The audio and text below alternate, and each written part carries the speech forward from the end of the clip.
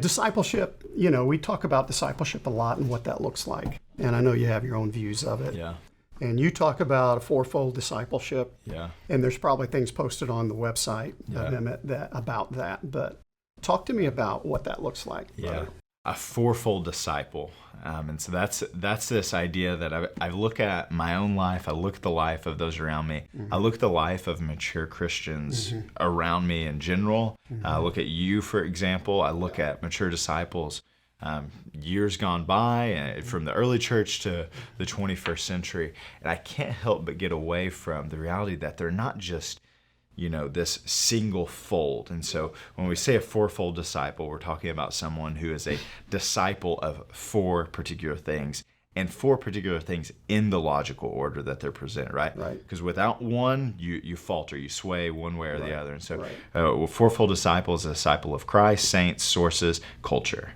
And so, CSSC. And so, why don't you expand on that? Yeah, so a fourfold disciple must first be a disciple of Christ. I can learn a lot of really practical life skills from you. Yeah. And I have. I've learned some great skills from you just in regards to how to conduct a meeting, how to interact with individuals. Right. But none of that really means anything if it's not coming first from the pretense that I am first a disciple of Christ. I must love Jesus in order to actually gain anything of real value from you. Not to negate anything of you that's in a worldly sense, but I must love Jesus. And so I must first be a disciple of Christ. Because if I came to you and I said, hey, I got this question that I'm dealing with about scriptures and spirituality, and you said something that was so off the wall, that had nothing to do with what we're talking about in regards to the scriptures, I'm just going to go with it. You're older than me. I respect you. But if I'm a disciple of Christ first, I have a foundation that's beyond just an earthly idea. But I love Jesus. I want to be a disciple of his. So now I go seek discipleship from a saint in a way that is influenced first by the Word of God, right? I want my discipler to be a disciple of Christ. He must be, just as I must be. And so, disciple of saint. So, meaning an older individual. Recently, someone asked me the question, they were 22, and they have a coworker that they've led to faith, and they're in their 40s. Right. And he said, should I disciple him? And there's some life scenarios, things that's a little bit different, right? You got single 20-year-old discipling married, young Christian, but he's been a Christian much longer. And so that's beautiful, though. Right? It is a beautiful reality. And I would actually say, yes, there's a great benefit because you are a more mature Christian. So when we say saints, we're not just necessarily meaning older necessarily by age, but older by maturity and faith. And now then connecting that individual to someone who may understand some of the life complexities of being in their 40s. Right.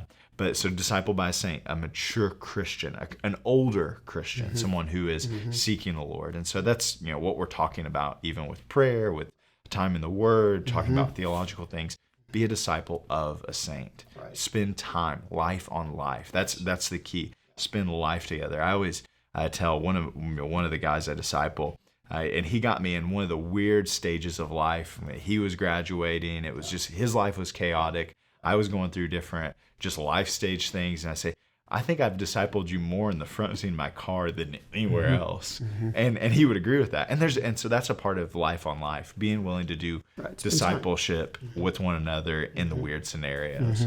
Yeah. Disciple of sources.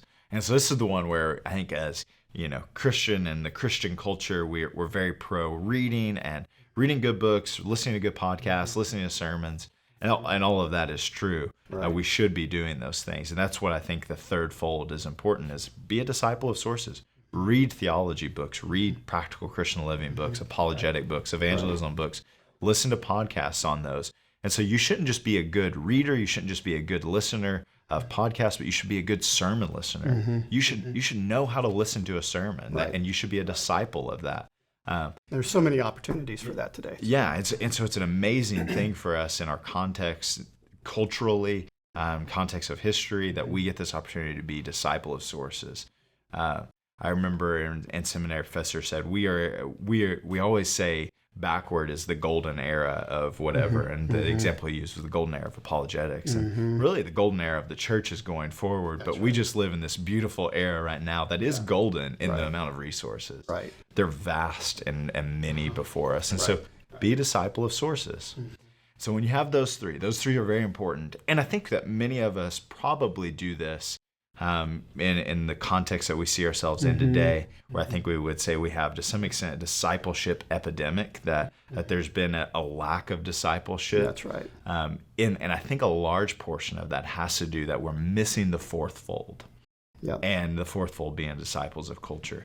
Because when we look at, I always say we're doing discipleship retroactively, because biblically speaking, go therefore make disciples. We take that and we say that's the Great Commission, as we should.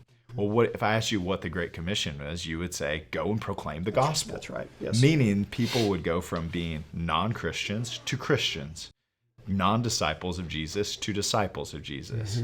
Right. And so we say, we're doing discipleship. Well, how does your church do that? Oh, well, we look for a younger man in the church and we pair him up with an older man in the church. Right.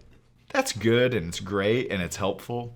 But that, in many ways, is retroactive discipleship. We're presuming on both individuals already being Christians. Right.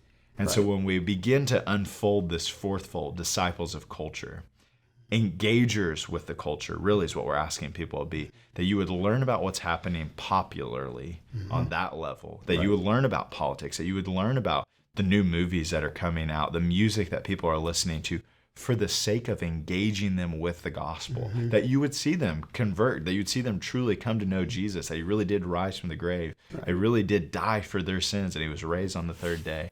And you've now become this full fourfold disciple who is then making other fourfold disciples. And so it becomes this cycle, right? I'm not trying to create anything new with this idea. I look back, and in particular, I was just reading through Clement of Alexandria's works. And in the letter to the heathen, he's quoting more pagan philosophers than he is the scriptures. Right.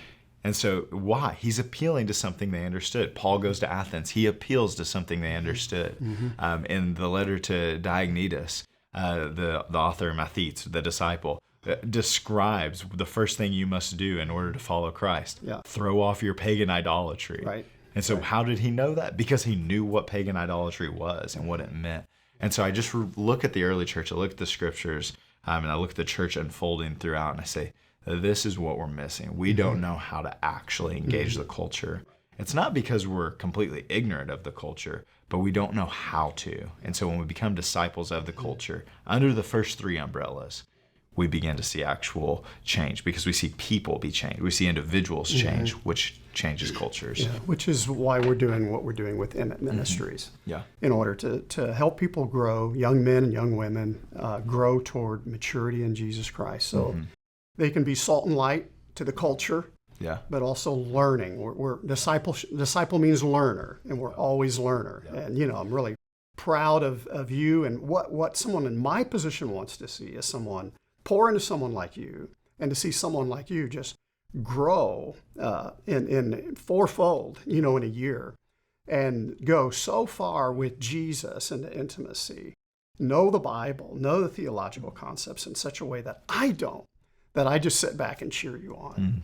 And that's how I see my role as a discipler, just encouraging young men. So many of the young men that come my way, the Lord brings to me, haven't had the upbringing that you had. And, I know your father, I know your mother, they're just incredible people. And you had a strong foundation.